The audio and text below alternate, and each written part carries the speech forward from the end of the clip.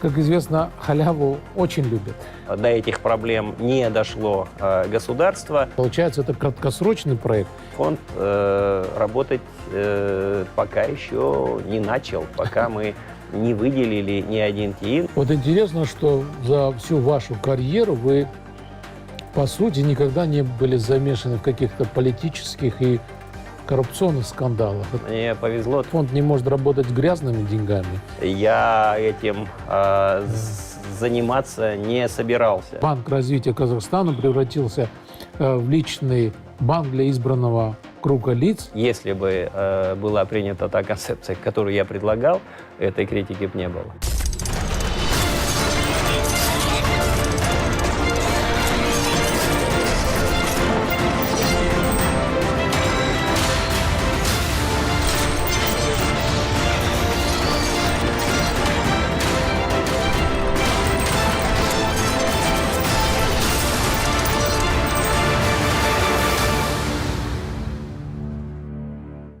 Начало года заставило многих пересмотреть свои ценности. В связи с этим появились, возможно, и новые приоритеты. Кто-то говорит, что наступила новая эпоха искренности и открытости. Другие предрекают сложный и очень трудоемкий путь для всего Казахстана. В любом случае, мы уже видим формирование другого отношения к тому же бизнесу, к самому понятию ответственности и даже к благотворительности. Это программа «Национальный интерес». Я Ерлан Бекхожин. И новый телесезон мы начинаем с главой новой организации. На студии известный финансист Булат Джамишев, который недавно возглавил общественный социальный фонд «Казахстан халқына». О его деятельности и поговорим.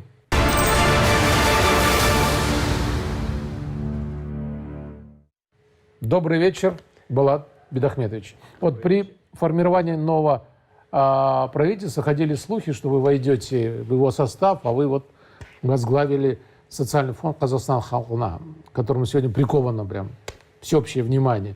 Наверное, даже министром финансов вы не были так популярны, как сейчас. У этой популярности есть обратная сторона, то есть есть большие ожидания, и, конечно, это накладывает очень такой серьезный отпечаток на, ну, если говорить о моем личном восприятии, на мое личное восприятие этого назначения.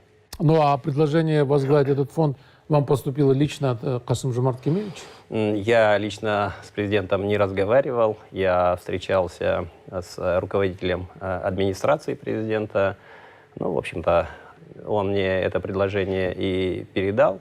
Я согласился, поскольку здесь, опять же, если мое личное восприятие, то как гражданин я понимал, что это очень ответственное поручение, и поэтому я дал добро. А как для специалиста, ну, для меня это очень серьезный новый вызов. И вот теперь я у вас в студии в этом качестве.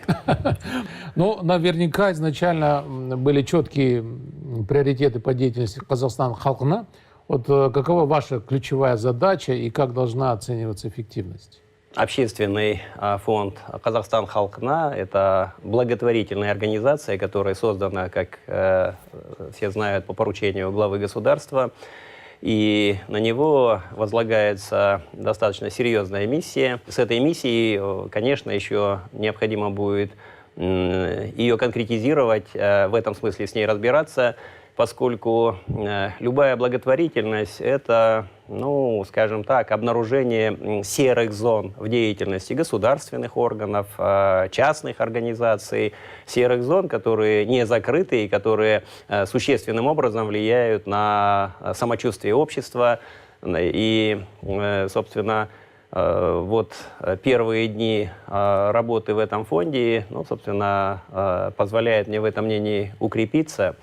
Фонд в соответствии с тем поручением, которое дал глава государства, должен будет сверх тех мер, которые оказываются государством, оказывать помощь населению в сфере медицины, образования, социальной защиты, культуры и спорта. Речь идет о помощи семьям погибших военнослужащих, сотрудников органов внутренних дел, погибших при защите целостности и безопасности нашей страны. Поручение речь идет о том, чтобы фонд был в состоянии оказывать помощь благотворительную при каких-то природных техногенных катастрофах. Ну и плюс другие случаи, по которым попечительский совет примет решение. Здесь, если говорить о сфере социальной, то понятно, что у нас гарантированный объем медицинской помощи, страховая медицина, ну, по сути, они предполагается, что должны закрывать все вопросы по медицинскому обеспечению. Поэтому определение приоритета в этой сфере – это, ну, по сути, диалог не только с теми, кто запрашивает благотворительную помощь, но и диалог с государственными органами относительно эффективности деятельности государственных органов в этой сфере. То же самое можно сказать и по образованию, по социальной защите. И да, мы должны оказывать помощь по тем вопросам, по которым, ну, скажем так, есть недостаток средств, но все-таки я думаю, что фонд должен будет выстраивать работу таким образом, с тем, чтобы все-таки государство пересматривало свою политику по этим вопросам и ну, расширяло, углубляло свою деятельность в этой сфере. Кричащих вопросов, ну, международная, вообще мировая практика показывает, все равно останутся какие-то кричащие, злободневные вопросы. Вот на эти вопросы и должен отвечать этот фонд. Но ни в коем случае не пытаться стать бюджетозамещающей какой-то организацией. С учетом того, что таких проблем много, и с учетом того, что все-таки многие проблемы – это то, что до этих проблем не дошло государство. В этом, наверное, одна из ключевых, ну, таких основных сложностей работы этого фонда. Но мы уже провели таких полномасштабных, наверное, совещания с членами Попсовета относительно концепции деятельности фонда. Мы сейчас готовим этот документ по поручению попечительского совета. С ними же и обсуждаем основные его вопросы. Вот вокруг того, кому, каким образом фонд оказывать должен помощь, сейчас и основные дискуссии разворачиваются. Понятно, что попечительский совет и не собирается там на этих, собственно, концентрироваться исключительно на каких-то дискуссиях.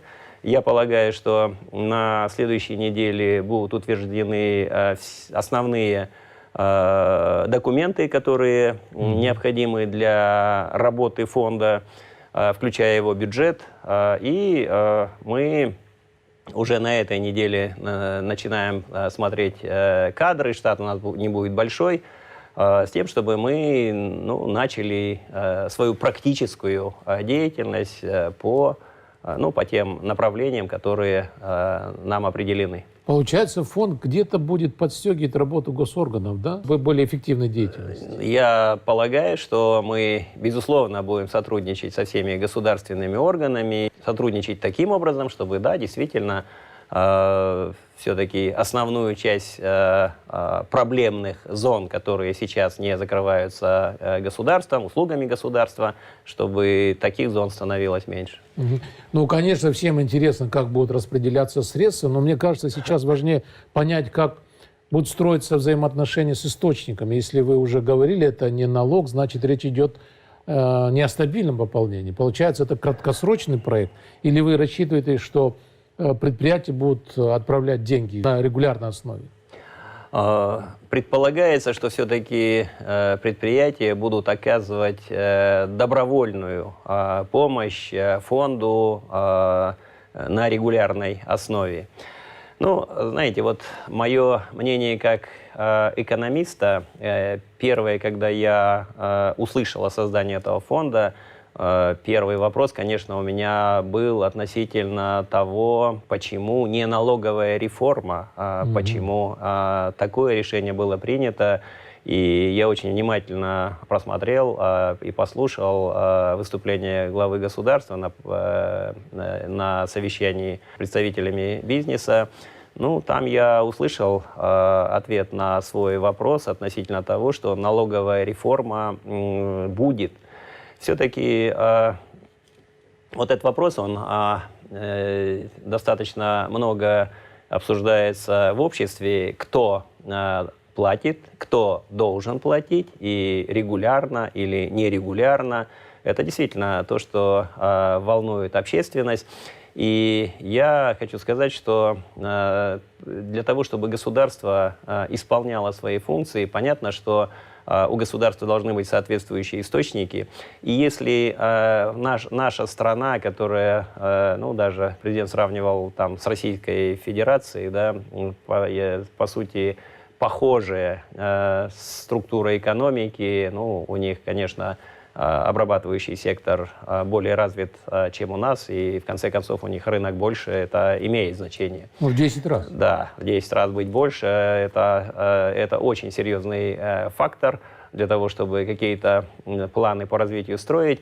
Но, тем не менее, очевидно, что налоговая реформа нужна для того, чтобы поступления в бюджет были адекватными и структуре нашей экономики, и уровню ее развития, и тем задачам, которые стоят и перед государством, и перед бизнесом. Поэтому многие, наверное, вопросы, о которых я упомянул в начале, те вопросы, которые не решаются за счет государства, я думаю, что они будут вот с учетом увеличения поступлений в бюджет, они будут находить свое решение.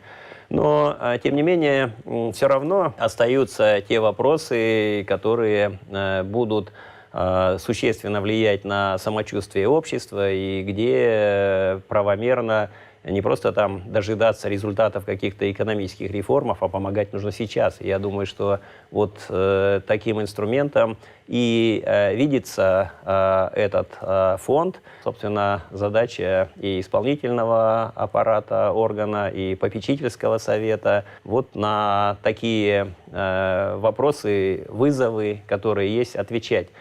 В любом случае, во всем мире благотворительность оказывается значительному количеству людей. Я беру сейчас только развитые государства, и я думаю, что актуальным это будет и в нашей стране. Поэтому, предполагая, что вот та активность, которая сейчас, собственно, по инициативе президента, что там говорить, это все понимают, проявляется бизнесом по участию в формировании средств фонда, это будет, ну, скажем так, постоянный источник поступления.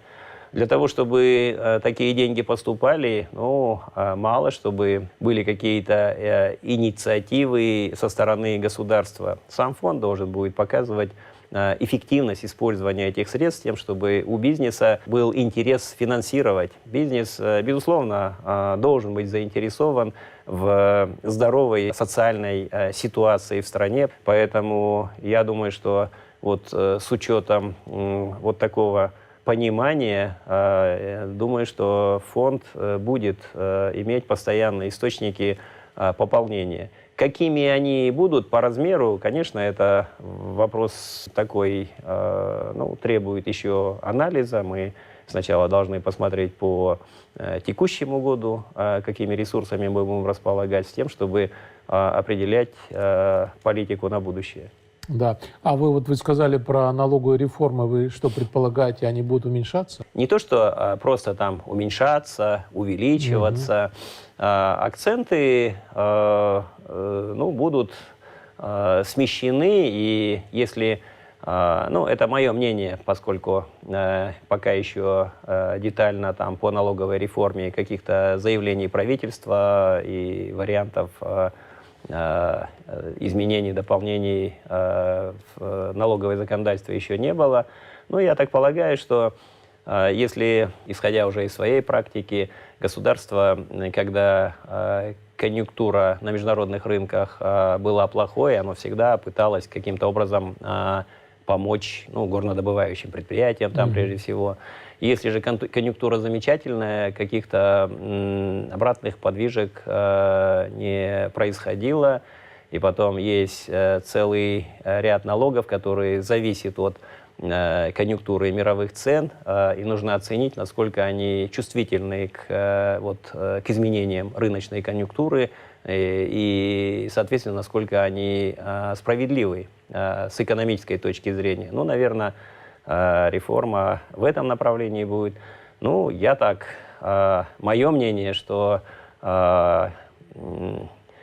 прогрессивный подоходный налог для физических лиц тоже очень актуален. То есть богатые люди должны платить больше? Богатые люди должны платить больше. Это должно касаться не только предприятий, это должно касаться... В основном все-таки для физических лиц существуют именно такие формы налогообложения, но не плоская шкала. Ну вот это, в общем, еще раз...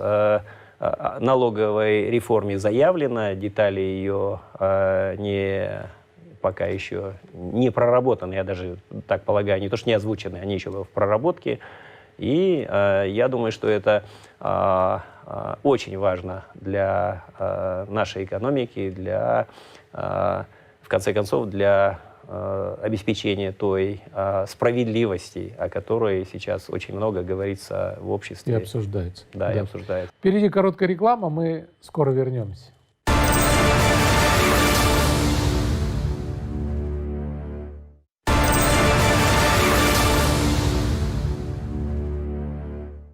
А в чем интерес бизнеса? Благотворительность – это обычно разовые акции.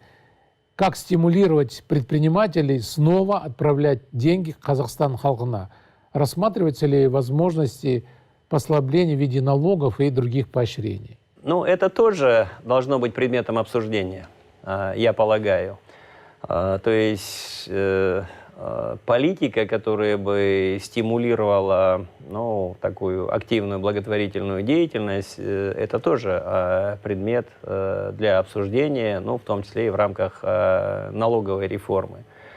Сейчас такие льготы, в принципе, существуют налоговые, это до 3% от налогооблагаемого дохода может направляться на благотворительность, и они идут, эти суммы, на вычет. Ну, то есть крупные предприятия активно участвуют в благотворительности, потому что, скажем так, на ответственности этих предприятий там эти наши многие моногорода, как их называют, где социальное самочувствие населения во многом зависит не только от доходов, которые они получают на предприятии, но зависит еще и от той благотворительной деятельности, которая в этих населенных пунктах ведется. Поэтому благотворительность – это не что-то, что вдруг должно появиться в нашей стране с созданием этого фонда. Очень много организаций работает в сфере благотворительности. Мы полагаем, что мы будем партнером этих организаций, которые оказывают благотворительную помощь. Я везде заявляю о том, что мы не будем финансировать содержание этих организаций, мы будем финансировать их проекты, в этом смысле будем партнеры. Понятно, что мне экспертное сообщество говорит о том, что, как принцип, это, безусловно, таким должен быть, хотя в каких-то случаях там, скажем так, волонтерскую и прочую деятельность придется поддержать, чтобы реализовать проект. Но это конкретная уже работа. Сам принцип — никаких денег на содержание каких-то посредников, а деньги на основную деятельность. Понятно. А вот будет ли мониториться информация по тем представителям крупного бизнеса, кто не выделил средства в фонд? Ведь все-таки это добровольное отчисление, но вместе с тем у нас же умеет пригласить на беседу и сказать: мы вас не заставляем, но вам настоятельно рекомендуем, и скажут с такой тональностью, что человек понимает, что лучше все-таки заплатить. Знаете, понятно, фонд не может себя вести подобным образом, поэтому для нас это исключено.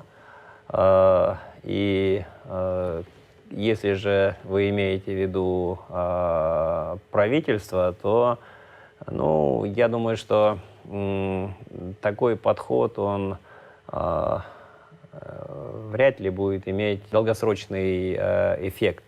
Все-таки и правительству, и нашему фонду нужно выстраивать с бизнесом партнерские отношения. Только в этом случае можно рассчитывать на то, что ну, вот эта спонсорская деятельность, которая рассчитывает получить фонд, а точнее есть видение относительно той помощи, которую фонд окажет за счет этих средств, они все-таки должны строиться, исходя из партнерских отношений. Но в основном-то средства все-таки будут поступать от крупного бизнеса. Да. Я думаю, что достаточно хорошо понимает, в какой мере их участие вот, в формировании средств этого фонда может повлиять на улучшение в целом социальной ситуации в стране. И, исходя из этого, будет принимать решение, а не потому, что кто-то пригласил в кабинет и строгим голосом что-то сказал.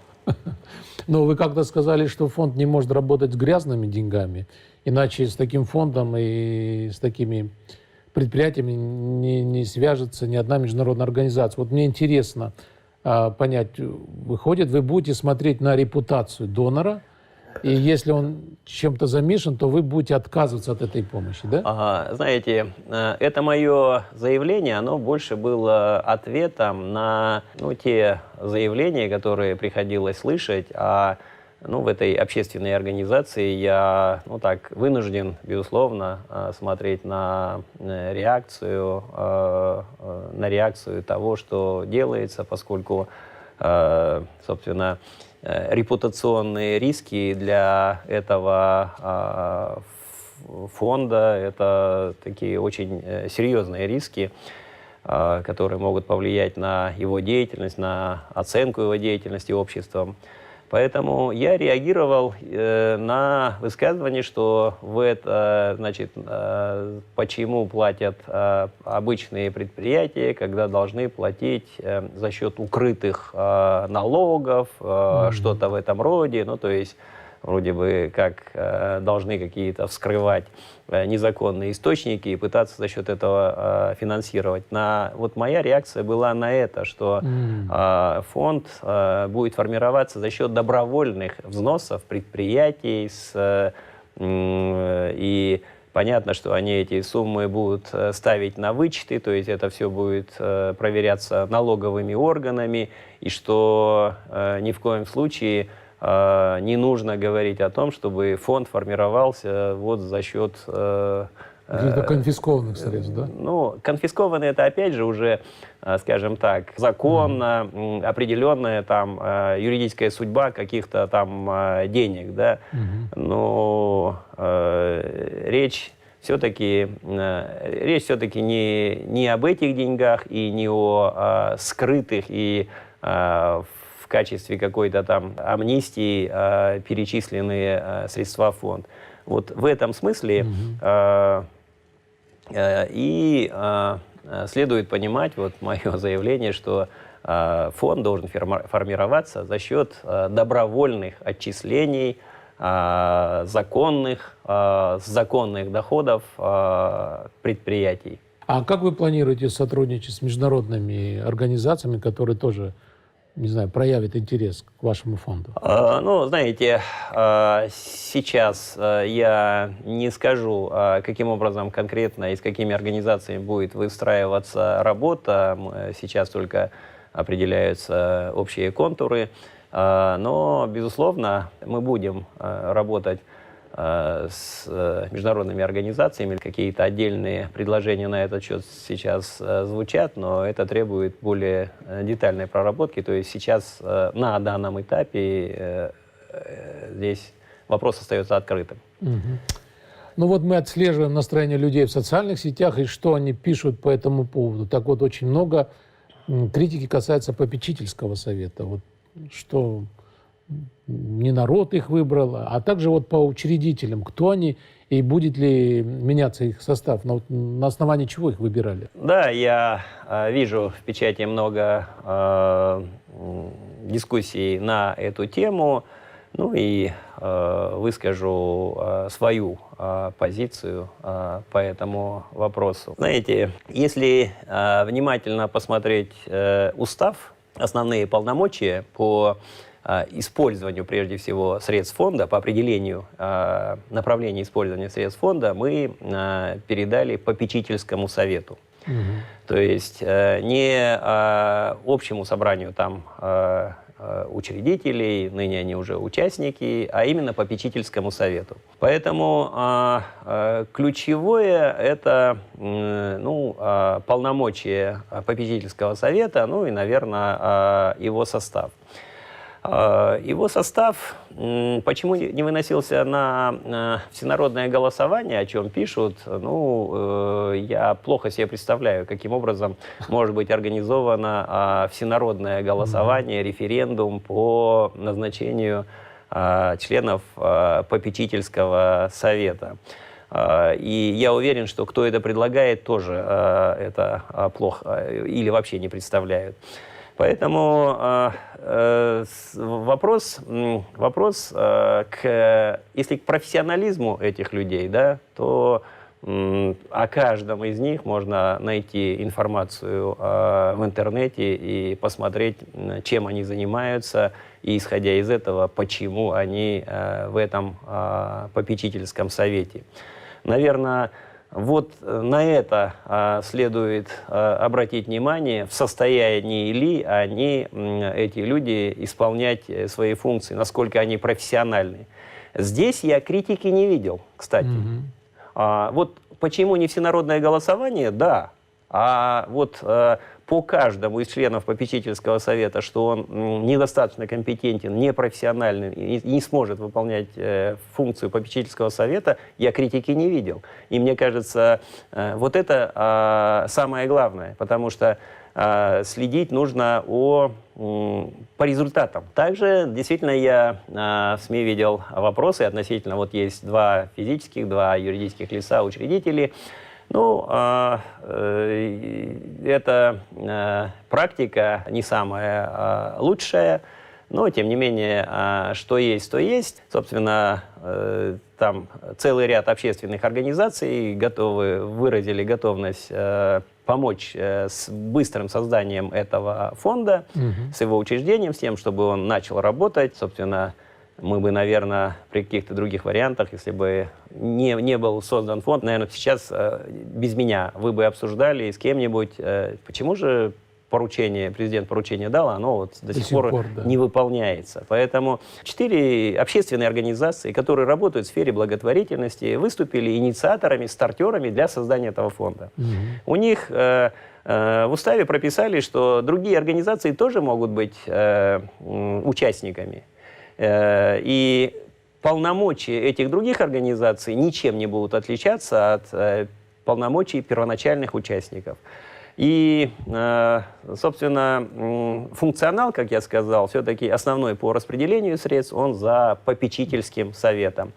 Вопросы создания филиалов, внесения изменений в устав, избрания попечительского совета, ежегодный отчет, назначение ревизионной комиссии, заслушивание отчета ревизионной комиссии, это за общим собранием, безусловно, как это принято в соответствии с законом, но основная содержательная работа за попечительским советом. Для ускорения такое решение было принято, но сейчас в попечительском совете, точнее, с участием членов попечительского совета, мы обсуждали инициативу, которая появилась относительно того, что если возникнет некая платформа, на которой будут обсуждаться те решения, которые принимаются, даваться рекомендации, поскольку все-таки ожидание есть, что этот фонд не просто Казахстан халкына, народу Казахстана, но и народа Казахстана. И попечительский совет вполне, скажем так, с пониманием и ничего против не имеет, если такая инициатива реализуется, если такая площадка будет создана. с тем, чтобы, ну, скажем так, принимать, обсуждать те решения, ну, вернее, те предложения, которые будут поступать по тем направлениям, по которым попечительский совет принимает решение. Понятно, То есть это некое приложение будет? Ну нет, это... Нет, во-первых, речь идет не об инициативе фонда, не об инициативе попечительского совета, а об отношении попечительского совета к таким инициативам. Если будет создана такая площадка, на которой будут обсуждаться предложения по деятельности фонда, по улучшению деятельности фонда, мы будем сотрудничать с такой площадкой, если будет несколько, мы будем сотрудничать со всеми, то есть кто готов что-то предлагать. Я, безусловно, нисколько не сомневаюсь, что будет и критика деятельности фонда, но если она будет заканчиваться какими-то предложениями по изменению, это все интересно. Я думаю, что вот нацеленность фонда на, во-первых, на прозрачность. Мы будем размещать на сайте все решения, которые принимает фонд. Подробно. Мы будем размещать информацию о всех поступивших средствах. Нацеленность на прозрачность, на готовность выслушивать и принимать те рекомендации, которые будут от широкого, без ограничений круга лиц. Я думаю, что в конечном итоге снимет вот те вопросы, которые сейчас активно обсуждаются по одной простой причине, что фонд не начал работать. С одной стороны, есть острая тема, а с другой стороны, фонд работать пока еще не начал, пока мы не выделили ни один ТИИН. Мы сейчас находимся в организационной стадии. Я уже сказал, что на следующей неделе мы должны этот этап завершить и уже на попечительском совете обсуждать направление использования средств.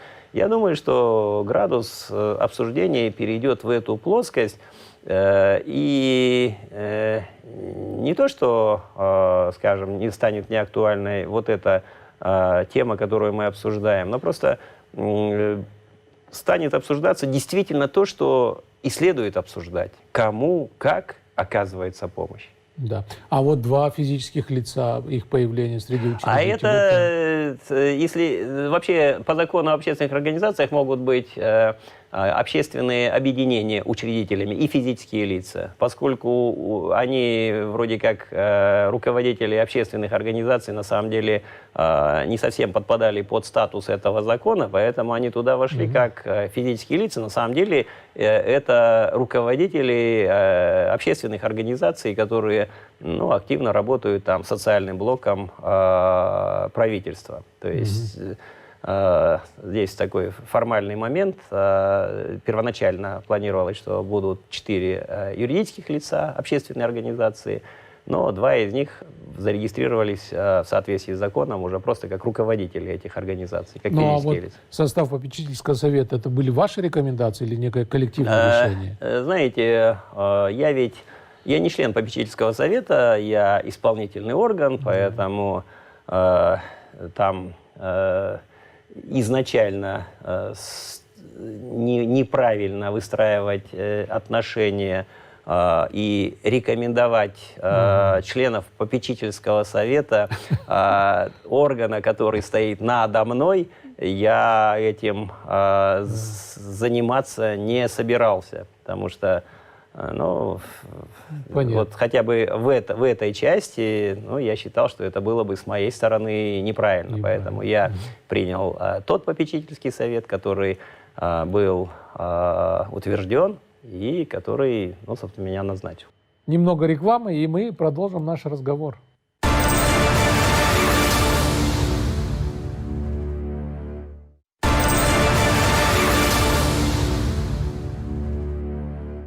Вот вы говорили, что порядка 25 человек будет штат этого фонда как исполнительного органа. А как вы будете их финансировать? Это из средств, поступивших в фонд, или это будет другой механизм? Знаете, с учетом того, что штат будет небольшой, и нам в любом случае нужно будет иметь какой-то определенный резерв для ну, например, на случай чрезвычайных ситуаций. Я думаю, что резерв будет формироваться как за счет поступлений, так и за счет вознаграждения от депозитов. Мы ведь средства размещаем у нас на счетах в банках, ну и мы, понятно, что нам интереснее, чтобы эти деньги были не на расчетных счетах, а на депозитных счетах в банках, чтобы банки платили вознаграждение. Ну и поэтому мы вознаграждение будем направлять на формирование резервов фонда, ну и в том числе на покрытие административных расходов, то есть деньги, которые поступают на благотворительность, мы на неблаготворительность направлять не планируем. Да. Но вот есть же казахская пословица «Шаш алдесе басала». Да? Это я вспомнил к тому, что у нас во многих госструктурах добровольно-принудительном порядке обязали перечислять однодневную зарплату в этот фонд. Вот хорошо, что президент сказал, что это неправильно. Вот каково ваше мнение на этот счет? Ну, попечительский совет и вообще фонд выразил свое мнение в пресс-релизе, который вышел, мне кажется, все-таки чуть раньше, чем глава государства выразил свое мнение. И это отношение отрицательное. Ну, я уже говорил о том, что репутационные риски для фонда это очень важны, поэтому мы за то, чтобы пусть физические лица, если хотят спонсировать фонд, спонсируют, но исключительно на добровольной основе. Мы против компанейщины, поскольку по деньгам это деньги незначительные, а обсуждается это уже все дни с начала деятельности фонда. Получается, президент подтвердил правильность ваших решений? Ну, президент выразил свое мнение, и нисколько неудивительно, что его мнение всей общественности, наше мнение, оно в этом направлении одинаковое. Тут удивляться вообще нечему. Да. Ну и в тех же социальных сетях некоторые высказывают опасения, мол, все разворуют, другие в эйфории, в предвкушении, что будут раздавать вертолетные деньги. А у нас же, сами знаете, халяву очень хорошо любят. И мы вот подошли к главному вопросу. Как будет распределяться помощь? Вот какие нужны подтверждающие документы или какие согласования? Мы получили большой круг тем, которыми нужно заниматься. Я полагаю, что мы все эти проблемы будем брать для анализа. То есть изначально мы не будем фондом, который будет говорить, это не наше, это нам не надо, это так далее. Мы будем брать для анализа. Далее, это первый круг проблем, по которым мы любому человеку можем сказать, мы не прошли мимо, мы взяли, изучаем, рассматриваем, готовим свое видение, предложение, то есть мы берем в работу. Из этого круга проблем будут вычленены проблемы, которые, ну, скажем так, по мнению попечительского совета, являются наиважнейшими, и нам нужно будет примерно определить, какая сумма для решения той или иной проблемы в бюджет, у нас может быть выделена. То есть попечительский совет уже определит второй уровень проблем, который сейчас в рамках вот этой среднесрочной стратегии фонда должен быть профинансирован. Ну и поскольку я уже говорил о том, что все-таки большинство проблем, которые сейчас озвучивает экспертное сообщество, многие вопросы это просто то, что недофинансировало государство. Поэтому вот с учетом этого будет определяться уже конкретные задачи, которые фонд будет финансировать. С тем, чтобы сейчас, поскольку с государством нужно будет отрабатывать, чтобы эти серые зоны, которые остаются и не финансируются, чтобы их становилось меньше, но это требует времени, людям помощь нужна сегодня, поэтому будут определяться, что мы финансируем, будет определяться вот конкретные задачи. И, исходя из этого, мы через общественные организации, мы не будем иметь большой аппарат, нам нужно будет это делать при помощи, при содействии общественных организаций, занимающихся благотворительностью, через партнеров. Мы будем получать, если адресная помощь, заявки от населения, если это какие-то системные меры, будем отрабатывать, каким образом они будут реализованы, эти системные меры. И таким образом мы будем получать первичную информацию, затем мы будем с участием экспертов и от госорганов и от общественного сектора, которые владеют этим вопросом, будем определять конкретные механизмы помощи и будем финансировать. То есть здесь скажу, что население, наши граждане должны будут понимать, что мы не фонд, который берет на себя задачу с тем, чтобы искоренять бедность, решать проблемы с отсутствием жилья тех, кто в этом остро нуждается. Я так думаю, что если, сейчас просто сижу, на эту тему размышляю, если, допустим, у нас 10% из госбюджета выделять там всего лишь на покупку однокомнатной квартиры всем нуждающимся, наверное, нужно будет лет 30-40, да, если всем. Закрыть эту проблему, да? За 30 лет одни уйдут, придут другие, то есть это будет... я об этом говорю, что фонд все-таки будет стараться решать наиболее остро кричащие проблемы с тем, чтобы в целом улучшать самочувствие общества, поскольку должен быть кто-то, кого бы там обоснованно, необоснованно, но все-таки воспринимали как источник последней надежды. Поэтому мы хотим избежать избыточного ожидания у населения, хоть я и говорю, что мы будем работать через общественные организации, кто-то пишет, уже столько лет не могу дождаться своей очереди на получение жилья, ситуация там тяжелая, и прошу купить жилье. Да. Понятно, что вот такие ожидания мы хотим снять, чтобы все четко понимали, на что этот день фонд будет направлять средства. И вот те площадки, по которым появились инициативы, на них пусть население и излагает свое мнение относительно того, вообще мы делаем правильно или все-таки нужны другие какие-то решения. Мы, безусловно, будем прислушиваться к этим рекомендациям. То есть механизм, он вот такой, и нам сейчас мы должны будем отработать по каждому из направлений свои процедуры с тем, чтобы люди понимали, как работать. То есть мы за то, чтобы был электронный формат взаимодействия. В нашей стране об этом можно говорить, в нашей стране население очень хорошо освоило все эти электронные государственные услуги.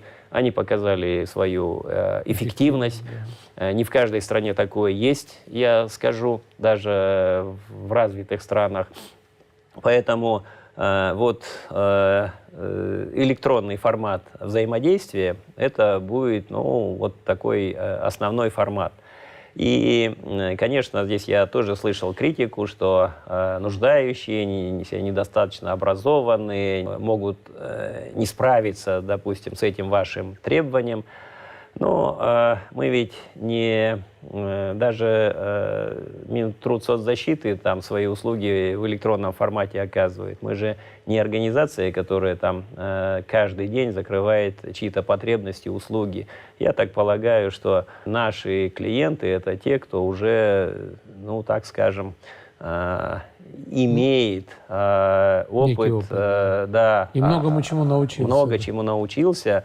Это не так, что проснулся, и что-то Да. ему надо, и он в этот фонд решил обратиться и не знает как. Я полагаю, что тот контингент, с которым мы будем работать, это контингент, который в силу своих жизненных обстоятельств достаточно много испытал, прошел, и не Много думаю, чего что знает, они плохо ориентируются в том, каким образом вообще эта система, социальная система, в том числе благотворительная помощь, работает. Поэтому мы будем работать с использованием вот таких электронных Да, а вот, форматов взаимодействия. А как быстро будут приниматься решения? Вы же сказали, вот иногда помощь здесь и Решение, сейчас требуется. наша задача принимать максимально быстро. Точнее, это будет зависеть от проблематики. Вот, допустим, она острая.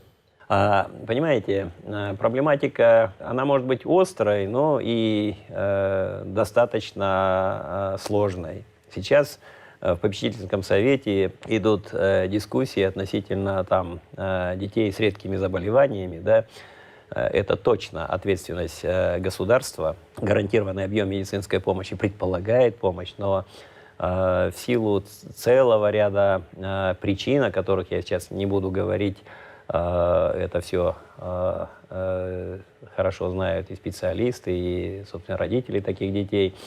Эта помощь должным образом не оказывается. И вот среди общественников, которые этим занимаются, медиков, в общем-то, достаточно большая дискуссия возникла относительно того, если государство с этой проблемой сейчас не справляется не только в силу потребностей в деньгах, а по многим-многим еще и организационным причинам, в какой мере фонд может эту проблему решить. Эта тема еще будет обсуждаться, но я о ней сказал только потому, что есть сложные проблемы, которые острые, которыми нужно заняться прямо сейчас, но они не решены не только в силу недостатка денег, а по многим-многим причинам. Поэтому я думаю, что решение тех или иных вопросов зависит от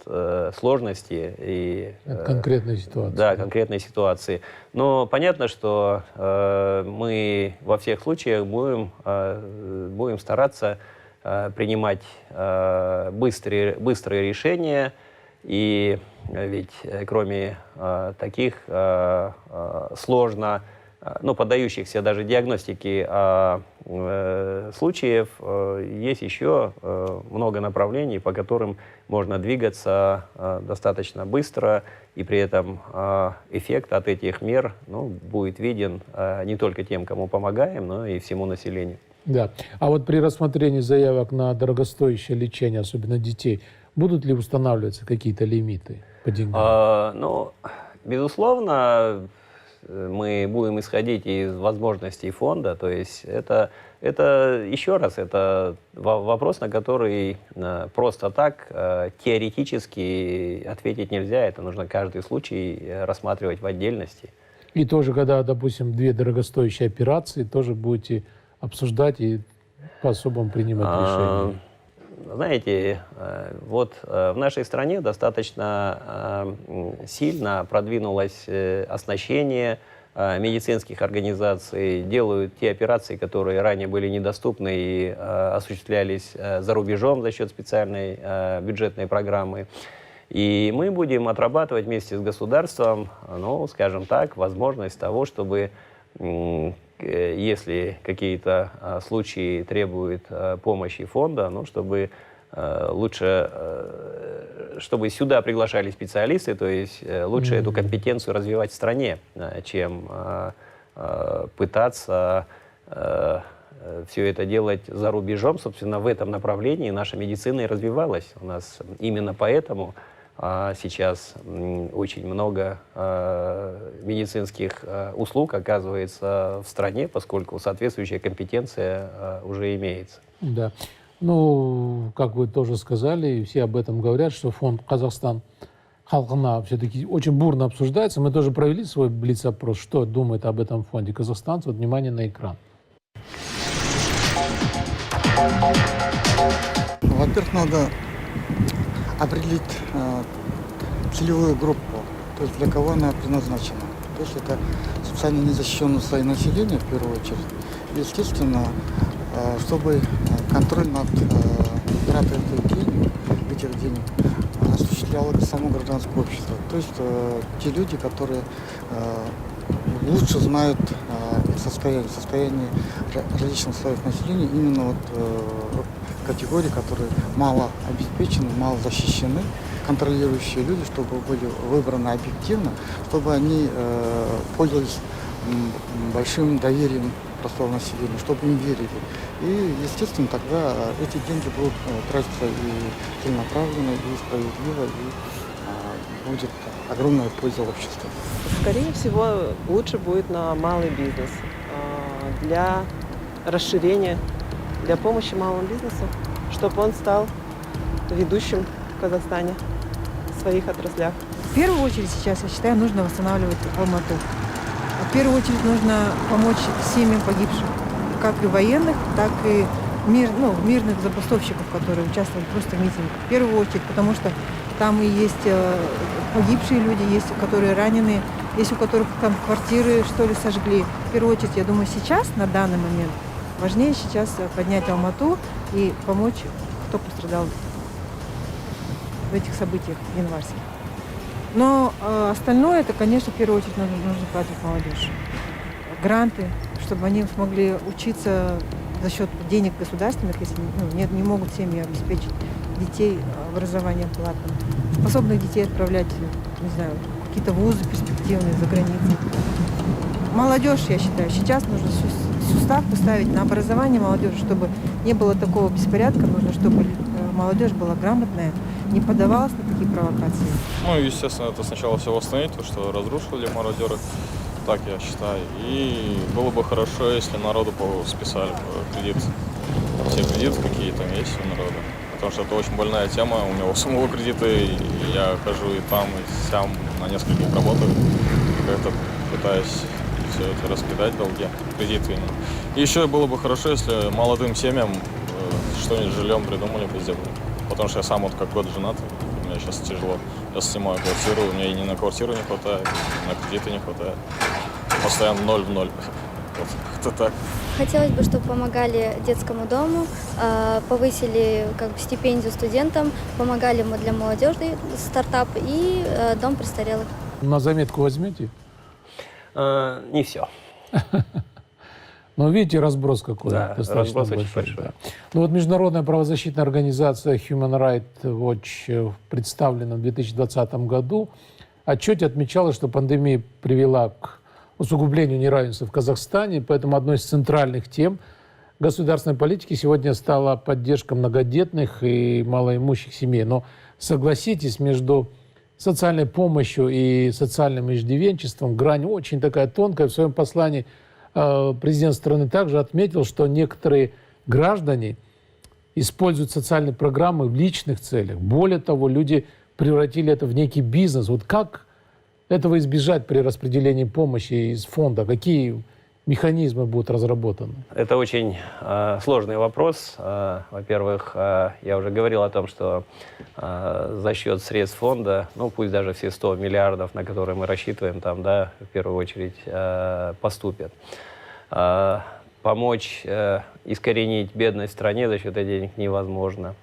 Но понятно, что мимо случаев, мимо которых пройти нельзя, на них нужно реагировать. И я думаю, что, наверное, вот помощь будет таким людям оказана.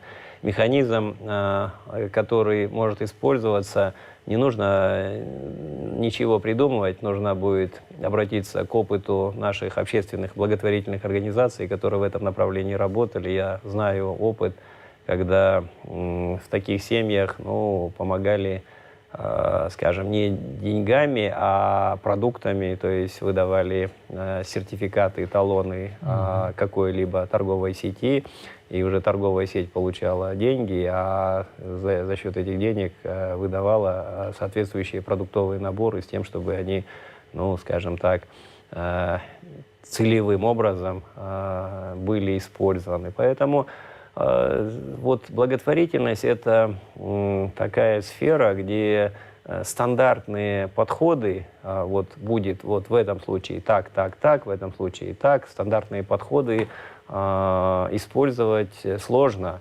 Здесь правильнее говорить об общих принципах, которые будут фондом исповедоваться, чем о том, каким образом в каждом конкретном случае будет оказана помощь. Поскольку я думаю, что здесь будет очень много различных вариантов, но мы будем все-таки опираться на то, что уже использовано, какой опыт использован, и показался он положительно.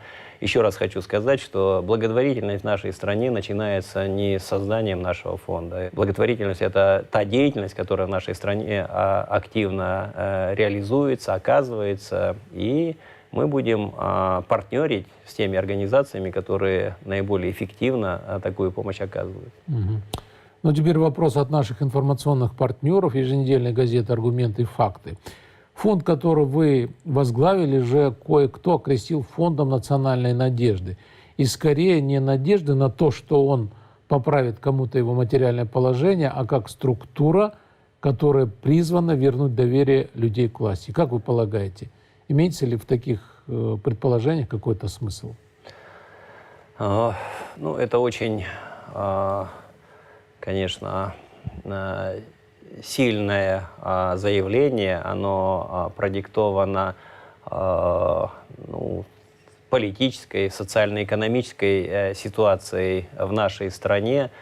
И я думаю, что если мы будем оправдывать то предназначение, которое вот есть у этого фонда, может быть, в политическом плане оно такую роль сыграет. И, то есть,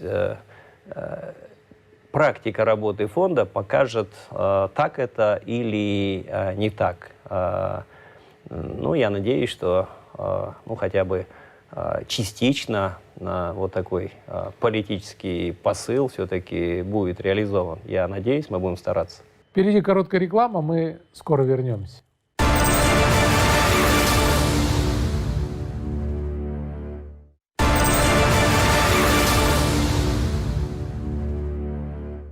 Но вот менеджеров благотворительных фондов нигде не готовят. Вот правильно я понимаю, что это сильно отличается от управления компанией или министерством? Вот по какому принципу вы будете брать на работу сотрудников?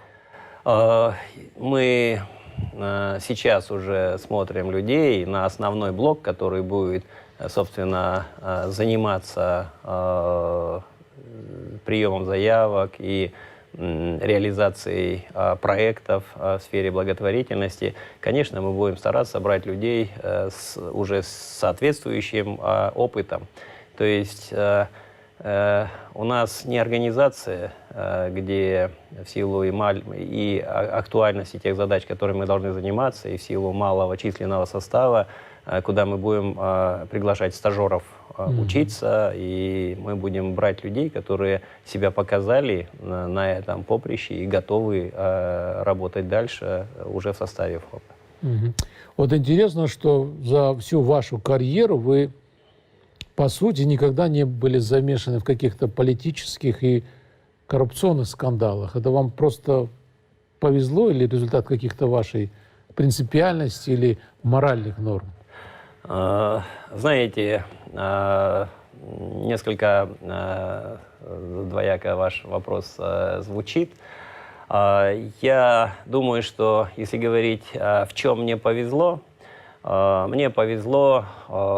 поработать с очень многими принципиальными людьми, с которыми, скажем так, у которых было чему поучиться. Мне повезло то, что я работал с очень многими профессионалами, неважно, это твой руководитель или твой подчиненный, у которых было чему учиться. И есть такое общепринятое правило, что для того, чтобы стать профессионалом в какой-либо сфере, правило 10 тысяч часов. Нужно отработать 10 тысяч часов вот в какой-то сфере, чтобы ты мог сказать, что ты в этом что-то понимаешь. Да, понимаешь и Поэтому разбираешься. мне повезло, что я имел такую возможность, и просто, ну, скажем, профессиональное выполнение своих обязанностей, вот, и больше ничего, все остальное это, ну, так наложилось таким образом, как вы там сформулировали. Не, ну принципы есть же какие-то определенные? Принципы, безусловно, я этих принципов всегда придерживался, то есть это честная, профессиональная работа, честное профессиональное выполнение тех функций, которые на тебя возложены. Вот и все. Ну, ваш добровольный уход из Банка развития Казахстана, из фонда медстрахования, это тоже результат вашей принципиальной позиции? Вот можете сейчас вкратце сказать, что именно вас не устраивало, и вы ушли? Ну, в Банке развития Казахстана я проработал 5 лет. Я пришел тогда, когда там проблемные проекты из портфеля банка были переданы в фонд. Там же внутри Байтерека проблемных кредитов. Портфель был очищен, и задача стояла с тем, чтобы выстроить практику банка, с тем, чтобы плохие кредиты не накапливались. Ну, с моего назначения плюс ухода всего прошло 8 лет. 8 лет — это когда уже основные, проект, он уже созревает, и о нем можно говорить, надежный он или ненадежный. Сейчас портфель Банка развития Казахстана — это надежные проекты. То есть я могу сказать, что вместе с коллективом банка нам удалось это сделать. Но когда я уходил 3 года назад, я ушел, обосновав это следующим. Я сказал и членам правления, и Совдира, и руководителю Байтерека как акционера о том, что нужно менять концепцию банка. Нужно менять концепцию банка, то есть вот улучшение его операционной деятельности, это вот, да, это мы сделали, но нужно менять концепцию с тем, чтобы этот банк не финансировал в долгую крупные проекты, то есть он финансировал их или до ввода в эксплуатацию, или до достижения проектной мощности, а далее переходил по этим проектам, по финансированию этих проектов на рыночные ставки с тем, чтобы или они уходили там на рынок, или перекредитовались в банках второго уровня. А Банк развития Казахстана просто был таким инкубатором крупных проектов. Потому что после того, как проект уже вводится в эксплуатацию, у этого проекта уже есть необходимое обеспечение, чего нет на начальной стадии, и Банк развития Казахстана мог финансировать там под будущие денежные потоки, чего не могут делать банки второго уровня. То есть вот такой концепт я предложил и сказал, что для того, чтобы этот концепт реализовать, нужно 3 года. Но еще 3 года я работать не хочу. Поэтому я ухожу из этого банка и рекомендую пересмотреть концепт этого банка. Ну, в банке было много сделано там по информатизации услуг, то есть по операционке было много сделано, но этот концепт принят не был, реализован не был. И более того, банк еще и занялся субсидированием ставок для крупного бизнеса и, естественно, напоролся на на ту критику, которая прозвучала из уст президента. Я считаю, что если бы не субсидировали процентные ставки крупному бизнесу и поменяли стратегию, я думаю, что такой критики бы не было. Да, вот цитата президента в отношении Банка развития Казахстана. Банк развития Казахстана превратился в личный банк для избранного круга лиц, представляя финансово-промышленные и строительные группы. Вы ушли из банка в 2019 году. Как думаете, это вас как-то касается? Я уже ответил на этот вопрос. Я ушел, освободив место для того, чтобы поменяли концепцию банка, поскольку период, когда нужно было там выстраивать его операционную деятельность, он, собственно, закончился. Поэтому еще раз говорю, что если бы была принята та концепция, которую я предлагал, этой критики бы не было. Кстати, вы закончили сельхозинститут и начинали карьеру агрономом. И вы никогда себя не видели в сельском хозяйстве? Не знаю, министром сельского хозяйства? Знаете, я потом поступил в аспирантуру Института экономики агропромышленного комплекса, защитил диссертацию по экономике, и это было уже... Ну, в аспирантуру я поступил, когда уже забыл, уж 40 лет назад. То есть я с тех пор занимаюсь вопросами экономики, и это то, что мне, ну, собственно, нравится. Поэтому о каких-то там других направлениях я не думал. Да. Ну вот мы говорили о ваших личных качествах. И вообще, а как вы думаете, еще за какие качества вас пригласили возглавить фонд «Казахстан халқына»? Очевидно, как мне кажется, тот профессиональный опыт, который у меня есть, ну, показался очень востребованным для того, чтобы выстроить работу этого фонда. И больше, наверное, и добавить нечего. То есть... Не, мы говорили о честности. Ну, это же требование на любой позиции, и на вашей тоже, поэтому ключевое это выстроить работу фонда, и здесь, ну, посчитали, что мой профессиональный опыт позволит это сделать, ну, более оперативно, поскольку от фонда ждут результатов все-таки быстро. В нашей программе есть такая рубрика «Видеосюрприз», где мы находим неожиданные отзывы о наших гостях. И когда готовились к этому выпуску, то неожиданно наткнулись на отзыв не о вас, а о вашем сыне. И мы решили это записать, потому что, думаю, поведение детей во многом характеризует их родителей. Итак, внимание на экран. Когда я заболел во время учебы бронхитом с высокой температурой и так далее, в общем, я оказался в такой ситуации, что я не мог нормально выходить на улицу, не мог идти за продуктами, не мог покупать лекарства и так далее. Но мне было действительно очень плохо.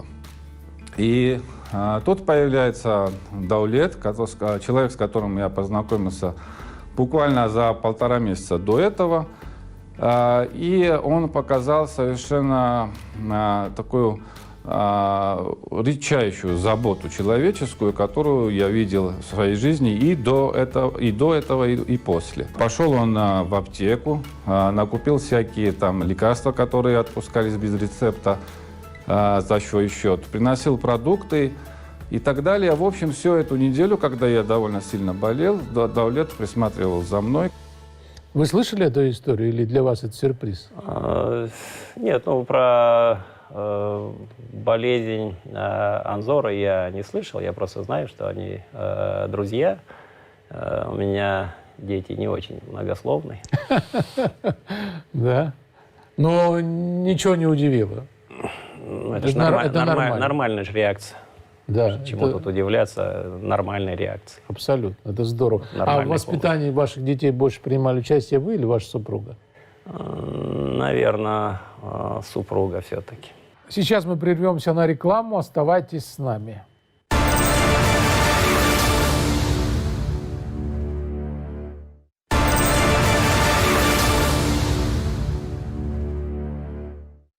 Сейчас вы возглавили фонд «Казахстан халқына». Например, на Западе они вот с малых лет знают про фонды, их значимость и для чего нужно помогать людям. А вот ваши дети знакомы с благотворительностью? И, может, нам тоже надо в школах, в вузах рассказывать про это? Мои дети достаточно имеют такую достаточно активную позицию, с ними не просто дискутировать по многим вопросам и нашей общественной, и политической, и экономической жизни. Они оба экономисты и финансисты. Понятно, что они профессионально они никакой благотворительностью не занимались, равно как и я. Профессионально, понятно, что у них есть представление, свои понимания того, как это должно быть. Но Я ведь работал еще в Министерстве труда и социальной защиты вице-министром. То есть для меня вот этот сектор, я особенно в правительстве начал работать именно из Нацбанка перешел в Министерство труда и соцзащиты.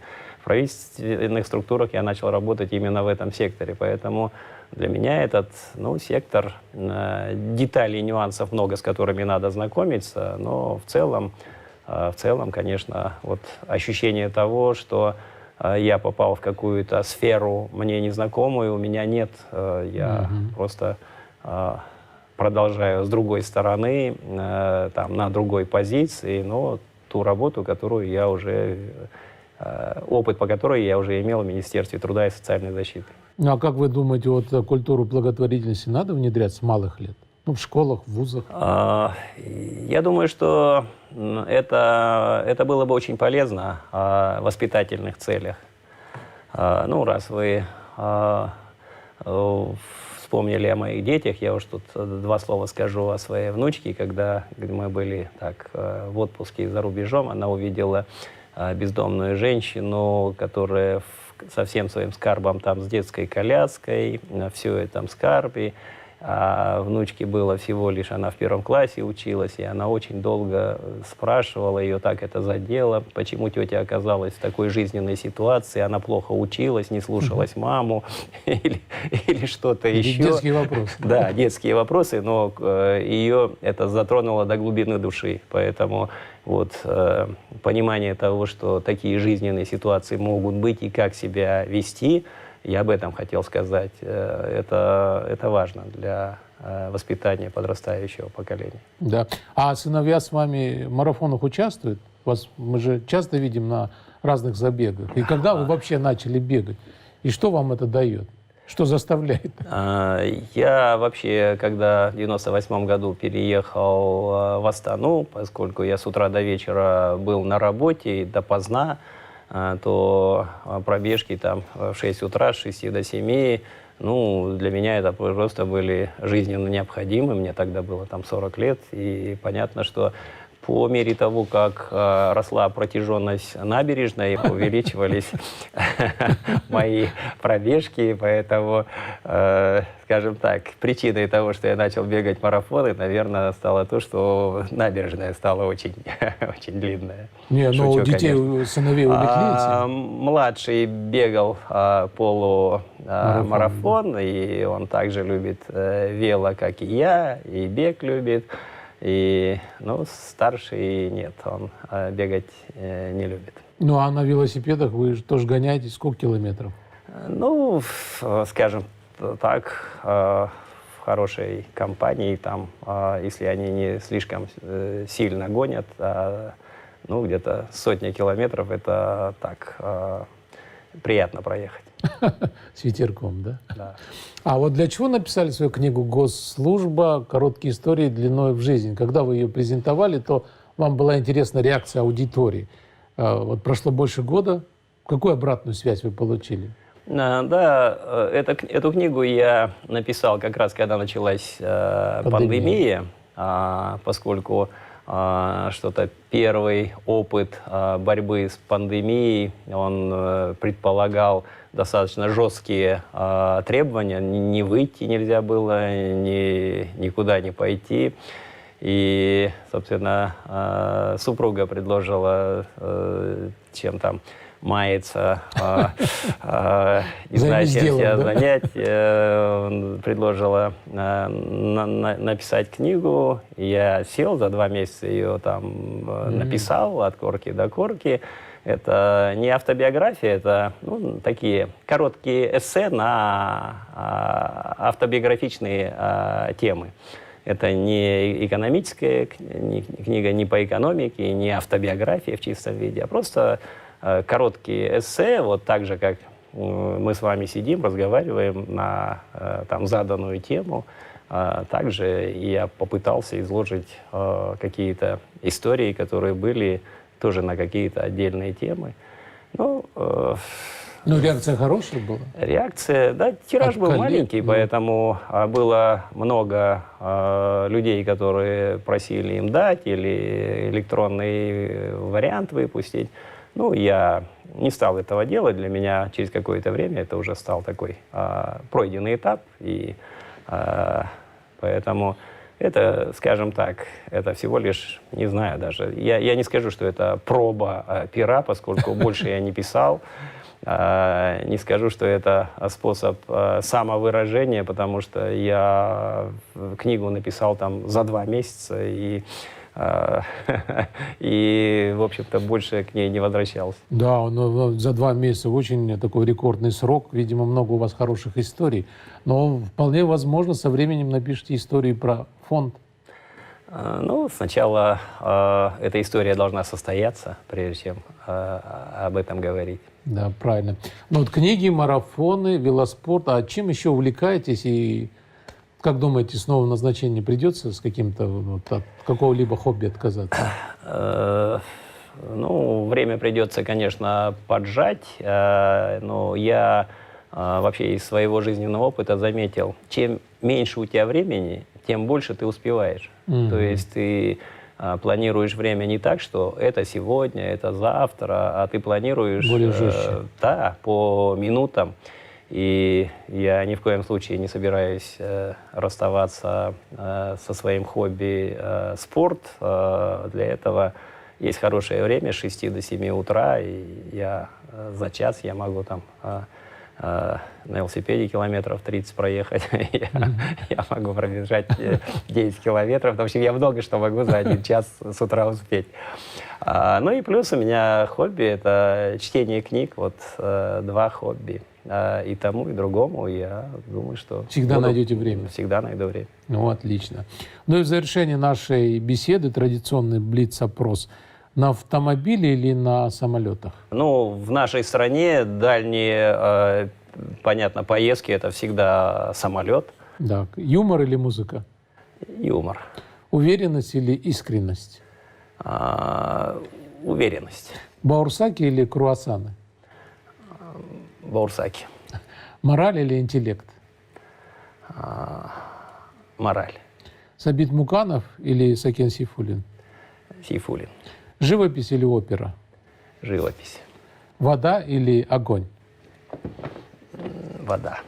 И наш традиционный вопрос: что для вас национальный интерес? Для меня национальный интерес — это, наверное, все то, что может способствовать улучшению жизни в нашей стране, потому что вот мы говорили и о детях, и о внуках, да, и, конечно, в какой стране они будут жить, да, для меня это гораздо важнее того, что там было и так далее. Булат Бидахметович, благодарю вас за интересную беседу. Сейчас на вас возложена невероятная ответственность. Я искренне желаю вам крепкого плеча, потому что общество — это свод из камней, который может обрушиться, если один не поддержит другого. Только взаимной поддержкой, уважением друг к другу и общим стремлением к развитию мы сможем построить новый Казахстан, в котором национальный интерес мы будем отстаивать вместе. До встречи через неделю на телеканале Хабар. Всем спасибо.